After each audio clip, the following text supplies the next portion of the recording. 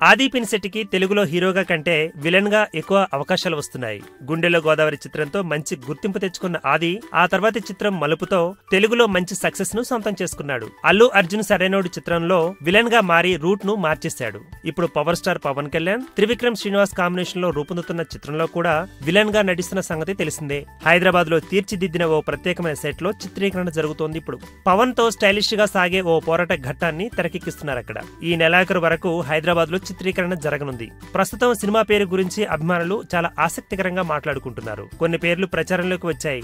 దాంతో చిత్ర బృందం త్వరలోనే పేరును ప్రకటించేందుకు సన్నాహాలు చేస్తున్నారు. పవన్ త్రివిక్రమ్ల సినిమాలలో విలన్ గా నటించడాన్ని ఆది పినిశెట్టి బాగా ఎంజాయ్ చేస్తున్నాడట.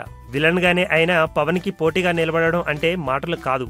అదేవిధంగా త్రివిక్రమ్ సినిమాల్లో విలన్స్ కూడా చాలా ప్రత్యేకంగా ఉంటారనే టాక్ ఉండనే ఉంది. ఈ చిత్రం తనని పెద్ద రేంజ్ కి తీసుకువెళ్తాని ఆది భావిస్తున్నాడట.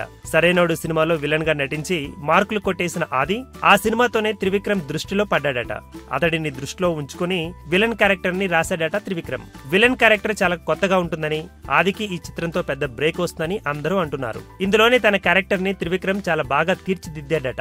నటుడిగా నిలదొక్కుకోవడానికి ఏళ్లు తరబడి కష్టపడిన ఆది పినిశెట్టి సరైనోడు సినిమాలో విలన్ గా నటించడానికి సరైన టైంలో డెసిషన్ తీసుకున్నాడని అనిపిస్తోంది. అంతవరకు మిడిల్ ఏజ్ లేదా ఏజ్ బార్ విలన్లని చూసిన తెలుగు ప్రేక్షకులకు ఇతను ఫ్రెష్ గా కనిపిస్తున్నాడు. గోపీచంద్ తర్వాత అంత ఇంపాక్ట్ ఉన్న విలన్ గా పేరు తెచ్చుకున్నాడు ఆది.